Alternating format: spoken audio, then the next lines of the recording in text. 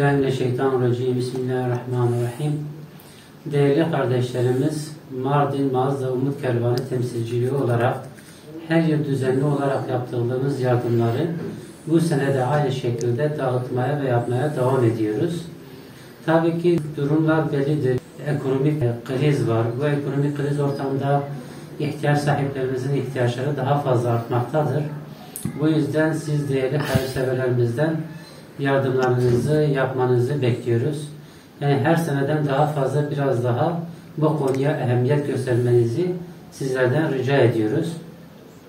Mağaza Umut Kervanı temsilciliği olarak bu yıl 22 ailemize, daha önce belirlediğimiz ihtiyaç sahibi ailelerimize koli yardımlarını yaptık. Ayrıca kış olması münasebetiyle de atkı ve bere yardımımız olacaktır. Şimdiden de hayırseverlerimizin yapacağı hayırlarını Allah-u Teala kendi katında kabul buyursun inşallah.